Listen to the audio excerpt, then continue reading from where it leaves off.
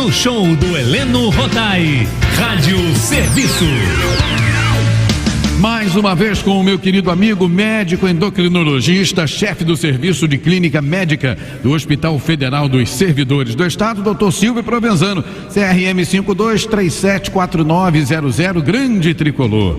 Bom, quando a gente fala em doenças masculinas, estamos na campanha Novembro Azul, imediatamente vem à cabeça o câncer de próstata. Porém, esse não é o único tipo de tumor masculino que é preocupante. O câncer de pênis e o câncer nos testículos, apesar de menos frequentes, também necessitam de cuidados e prevenção. Mas você sabe diferenciar esses dois tipos de tumores? Por isso, o Dr. Silvio está aqui ao meu lado, em ritmo de festa, para falar sobre esse assunto. Bom dia, bom domingo e saudações tricolores, amigão. Bom domingo, Helena, aquele beijo para a família Tupi. E vamos fazer o seguinte, dona Lelê, atualizar essa apresentação. Grande tricolor, campeão da Libertadores. Certo, é verdade. Da atualização, atualização. Mas isso foi da minha cabeça, não estava no papel. Bom, eu que tenho que me atualizar. Eu diria que a minha alegria é igual à sua. Festa. Então, falar do câncer do testículo, falar do câncer do pênis. Queria mandar um abraço para o senhor Edson Galarte, pai do Bruno Galarte, uma família de tricolores. Daqui a pouco o Gerson vai mandar, o Canhotinho, ele é fãzão do Gerson. Mandar um abraço para ele. Começar por qual? Bom, vamos começar. Vamos começar. Porque são duas doenças diferentes. A única coisa em comum, obviamente, doenças que acontecem nos homens. Câncer de pênis, para começar. Começar pelo câncer de pênis, certo, então, Helena. Certo. Em primeiro lugar, o homem é um bicho teimoso toda a vida. Ele tem um probleminha, ele finge que aquilo não é nada, ele não dá muita importância, razão pela qual, infelizmente, 90% dos casos de câncer de pênis, o diagnóstico é feito já numa fase muito avançada, e o tratamento é através da mutilação, que gera danos físicos, psicológicos, sexuais irreversíveis. Se o sujeito não fosse tão teimoso e percebesse aquilo que a gente vai dar aqui no Serviço de Saúde, razão da proposta desse programa, percebeu, opa, vou procurar um médico, porque o diagnóstico feito no início, 99% cura. Então vamos começar com os sintomas. Vamos lá. Você pode ter um câncer de pênis, meu amigo, em primeiro lugar, se você não foi circuncidado. O que é isso? Aquilo que normalmente a criança judia faz assim que nasce, né? Tira o prepúcio, a postectomia, tirou a fimose. Certo. Por quê? Porque aquela pele que reveste o pênis, ela dificulta a higienização do órgão. Verdade. E às vezes, quando o buraquinho é muito estreito, é muito difícil de você puxar de modo a expor a glande, que é a cabeça do pênis. Isso. E a má higienização é um fator de risco para isso. Mas tem outros. Por exemplo, a infecção pelo papiloma vírus humano, HPV, é um fator de risco importante. Então, você tem fimose, eventualmente teve sexo sem proteção, foi infectado pelo HPV, a questão da higienização, forma aquele esmegma, aquela coisa branca, não é devidamente higienizada, e isso pode levar ao aparecimento de uma lesão que normalmente se localiza na glande, mas pode ser no corpo do pênis. Normalmente é um carocinho, indolor. Uma alteração da coloração do pênis, que fica um pouco avermelho, azulada. E isso permanece. Pode ter uma pequena ferida, viu, Helena? Que ela sangra e ela tem dificuldade para cicatrizar. Então, esse problema, se surgir em você, meu amigo, corra para o urologista. Ele é o médico que vai ser responsável por avaliar, muitas vezes uma pequena biópsia, retira a lesão, você está curado. Mas, como a teimosia impera no reino masculino, isso não é nada, você vai passar uma água e um sabão, limpou ali, limpou acolá e o negócio continua evoluindo. Passa uma pomadazinha. E aí o tratamento numa fase mais avançada, Helena, já é com amputação parcial ou total do pênis. Tem que prestar atenção se não surgir uma íngua na virilha, por quê? É o local para onde habitualmente a gente tem a maior incidência de metástase no câncer de pênis, é exatamente os gânglios inguinais. Tem metástase ali, aí o tratamento já é um pouco diferente, eventualmente passa por quimioterapia e radioterapia também. Mas eu repito, quando diagnosticado na fase inicial, se percebeu alguma coisa de alterado, por favor, procure auxílio médico. Não disse, mas vou dizer. É mais comum na raça branca e é mais comum nos homens a partir dos 50, 60 anos de idade. Mas pode dar em jovem? Pode. Entendi. Bom, vamos passar para o câncer nos testículos? Pois é, o câncer de testículo, ele tem basicamente 2 tipos. Ele pode surgir nas células germinativas.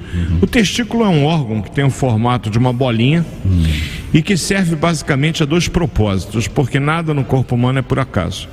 Produz hormônio, no caso a testosterona, responsável no menino pelo aparecimento dos caracteres sexuais secundários. A barba, o pelo grosso no corpo, esse tom de voz um pouco mais grosso. Quando chama a gente de florminense, eu falo, sou tricolor, florzinho, sou um cravo. De qualquer forma, a voz grave, ela é dependente da testosterona. Razão pela qual o transgênero, e a Célia vai vir aqui falar sobre isso, quando usa testosterona, a voz também se modifica.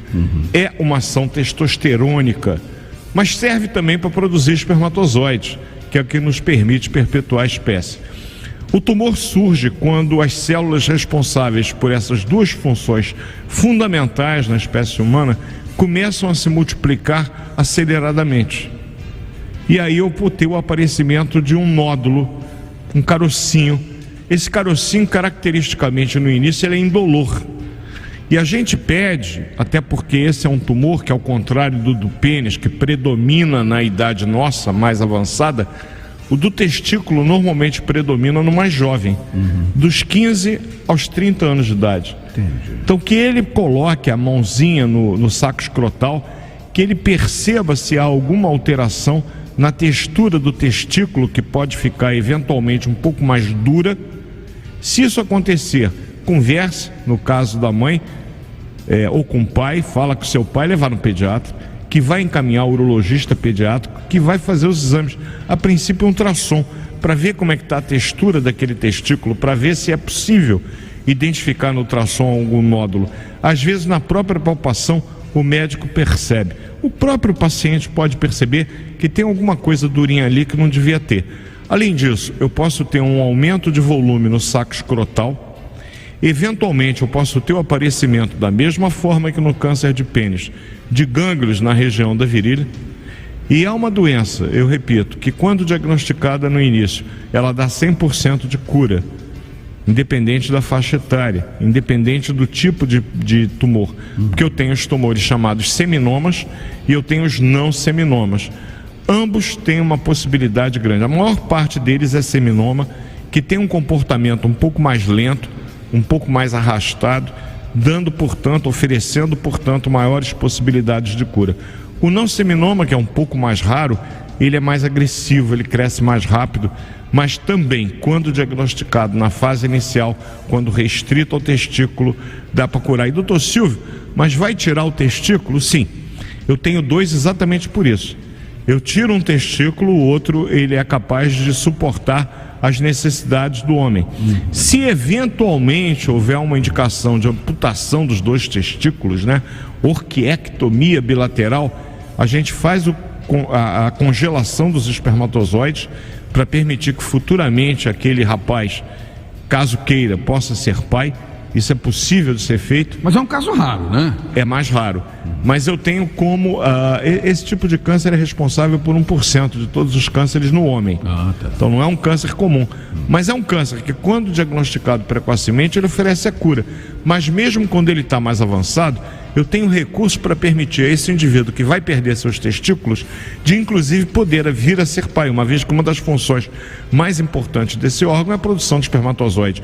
Eu extraio aqueles espermatozoides, deixo em congelação e quando ele quiser, aquilo pode ser usado para fertilizar o óvulo da mulher com que ele vier se casar, com que ele vier constituir uma família. Dói? O tumor não dói. A cirurgia é uma cirurgia rápida, e evidentemente que esse rapaz vai precisar fazer a chamada terapia de reposição testosterônica para garantir, obviamente, a função, a libido, porque um dos sintomas do câncer de testículo, meu caro Heleno, é a perda do desejo sexual.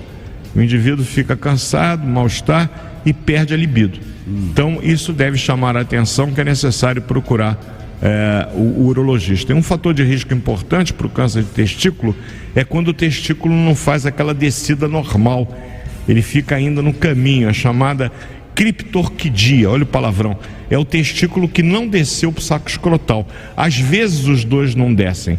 A gente aguarda normalmente até os 5, 6 anos de idade, porque a descida daquilo é um processo natural que eventualmente em alguns meninos pode se fazer de forma mais lenta. Não desceu, olha, a gente faz com que aquele testículo desça por uma cirurgia que o colega urologista pediátrico faz. E é simples a cirurgia, porque aquele testículo dentro do abdômen, ele é fator de risco para o seminoma, para o câncer de testículo. Era o mais importante que eu tinha para dizer com relação a essas duas importantes doenças para a família Tupi nesse dia de grande alegria para nós outros. Isso aí. Bom, estamos durante todo esse mês, claro, com a campanha Novembro Azul. Então pergunto, tema para domingo que vem, meu amigão? Pois é, independente do câncer de testículo e do câncer de pênis, que são duas condições importantes, tem uma outra que eu te garanto que é uma preocupação muito maior dos homens da família Tupi nesse Novembro Azul. As chamadas disfunções eréteis. Eu posso ter desde a impotência sêndide até a ejaculação precoce, né? Certo. Como é que eu faço? Quais são os sintomas? Falta de desejo sexual, causas para isso, como se manifesta, o que é ejaculação precoce, o que é impotência, quem que eu devo procurar? Enfim, tem tratamento, não tem tratamento? Fica esse assunto em aberto para eu tentar dissecar ele um pouquinho domingo que vem com a família Tupi. Mais uma vez, parabenizando a você. Um beijo para Regina, para o Jorginho, para a Lelê, para o Gugu. Até semana que vem, se Deus quiser. Saudações tricolores, vamos comemorar, vamos continuar comemorando. Boa semana e até domingo que vem, amigão. Até domingo que vem, família Tupi, uma semana abençoada. Desnecessário dizer da minha alegria. Está estampada na minha camisa. Bom dia. Abraço, 11h42.